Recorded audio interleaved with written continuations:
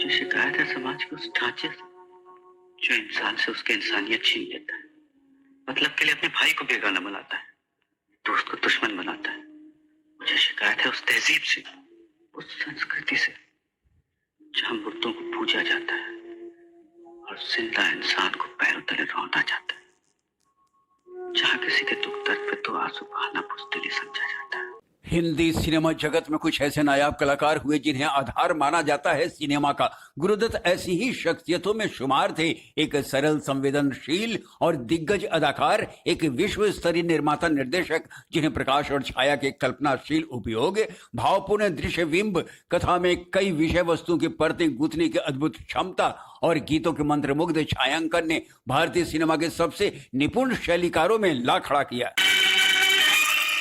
बेंगलोर में 9 जुलाई 1925 को जन्म हुआ कोंकण के चित्रपुर के सारस्वत ब्राह्मण दंपति शिवशंकर राव पादुकोण एवं बसंती पादुकोण के पुत्र बसंत कुमार शिवशंकर पादुकोण का पिता शुरुआत में एक विद्यालय के हेडमास्टर थे जो बाद में एक बैंक के मुलाजिम हो गए, जबकि मां एक गृहिणी थी जो बाद में एक स्कूल में अध्यापिका हो गई। बसंत कुमार का बचपन कलकत्ता के भवानीपुर इलाके में गुजरा। यही कारण है कि उन पर बंगाली संस्कृति का बड़ा प्रभाव पड़ा और उन्होंने अपना नाम गुरुदत्त रख लिया। किशोरावस्था से ही कला के प्रति संस्कार जागृत होने लगा था गुरुदत्त में।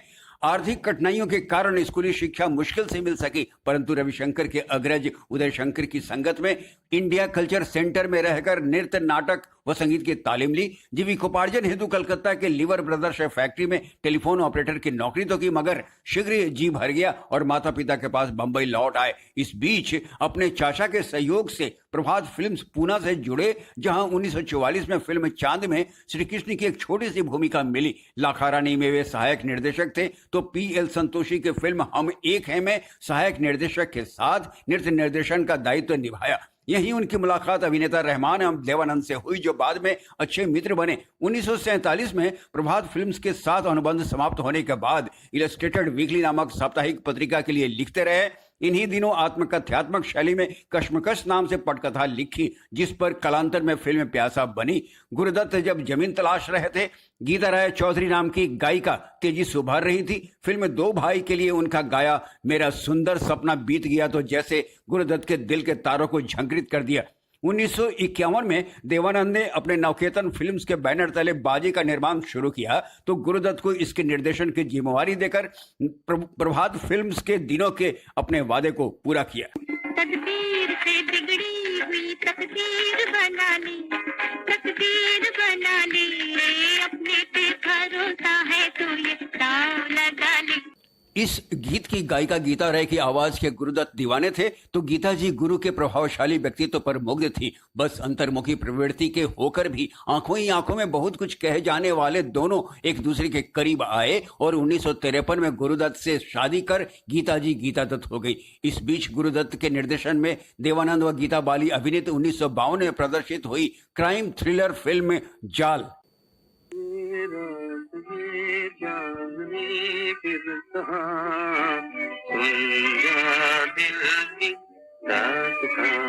उन्नीस 1953 में फिल्म बाज के लिए अपनी प्रोडक्शन कंपनी शुरू की। इस फिल्म में पहली बार अभिनय किया।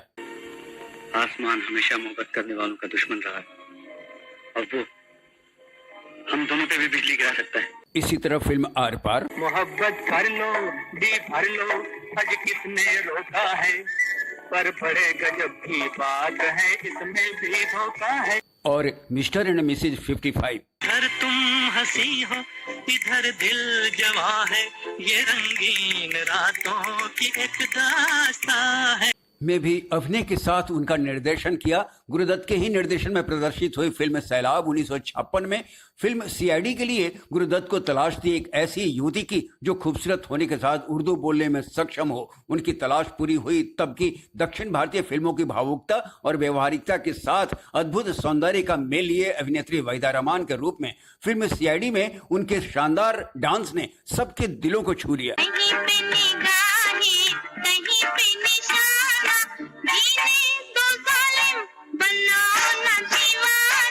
नतीजा, फिल्म प्यासा में वहीदा रहमान मुख्य नायिका की भूमिका में आई। नायक खुद गुरुदत्त थे।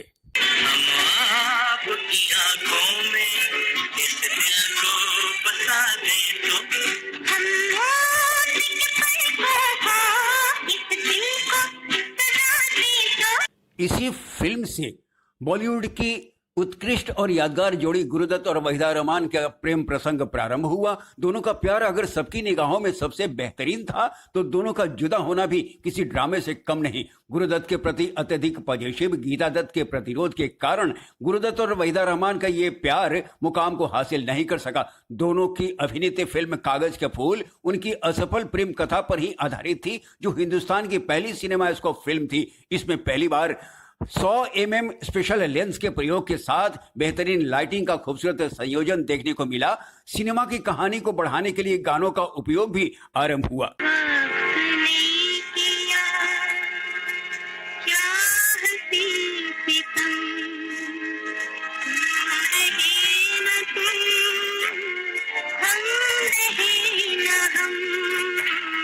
गुरुदत्त की प्रसिद्धि का स्रोत बारीकी से गढ़ी गई उदास व चिंतन भरी बेहतरीन फिल्में रही। प्यासा, कागज के फूल के अलावे साहेब बीबी और गुलाम।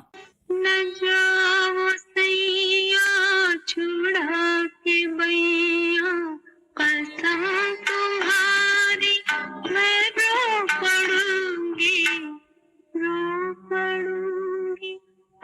चल रहा है सुहाग मेरा, जो तुम न होगे तो क्या करूंगी, क्या करूंगी। इस बीच गुरुदत्त वहीदा रहमान की भूमिका वाली दो अन्य फिल्में आईं। 1958 में थ्रिलर और मिस्ट्री फिल्म 12 o'clock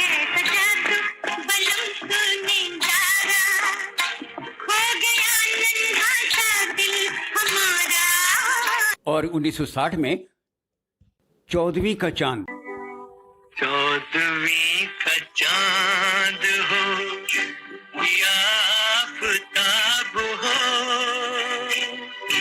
जो भी हो तुम खुदा की कसम लाजवाब हो।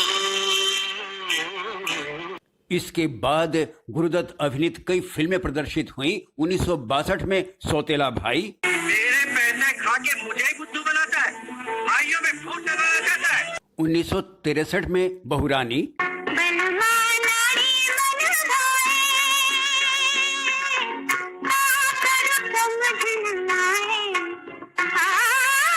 और भरोसा। झुके झुके नैना ये लट बल खाती, तो दिल क्यों ना मेरा दीवाना हो तेरा। तथा 1964 में सुहागन, तू मेरे सामने है, तेरी जुल्फें हैं खुली, तेरा चल है ढला, मैं भला होश में कैसे रहूं। एवं सांझ और सवेरा।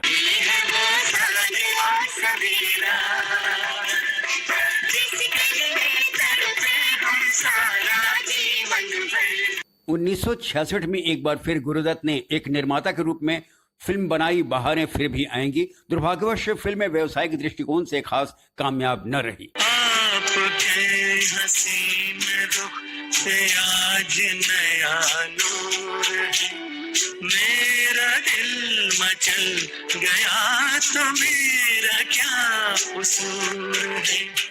आपके निगाह ने कहा तो कुछ जरूर है, मेरा दिल मचल गया तो मेरा क्या कसूर है। गुरुदत्त की जिंदगी अगर कहानी है तो उनकी मौत एक अफसाना। काम में अत्यधिक व्यस्त होने के कारण दाम्पत्य जीवन के लिए बहुत अधिक वक्त नहीं दे पाते थे, जिसके कारण वैवाहिक जीवन में तूफान खड़ा हो गया। फिर वहीदा रहमान के साथ प्रेम प्रसंग ने आग में घी का काम किया। गुरुदत्त दोनों से प्रेम करते थे और दोनों को अपनी जिंदगी का हिस्सा बनाना चाहते थे, लेकिन ऐसा हो नहीं सका। आखिरकार अपनी फिल्मों की तरह उनका भी दुखद अंत हुआ। गीता दत्त जहां झगड़ा कर बच्चों संग तन्हा छोड़ गई, वहीदा रहमान से जुदाई किसी ड्रामे से कम नहीं थी। शराब की बोतल में डूबे आशिक का किरदार जिया था अपनी जिंदगी में भी गुरुदत्त ने। 10 अक्टूबर 1964 की जिस रात के काले अंधेरों के आगोश में गुरुदत्त खुदकुशी कर मौत की नींद सो गए थे, बच्चों से मिलने की बात पर खूब नोकझोंक हुई थी पति पत्नी में और एक प्रतिभाशाली जीवन का असमय अंत हो गया था। देखी ज़माने की यारी,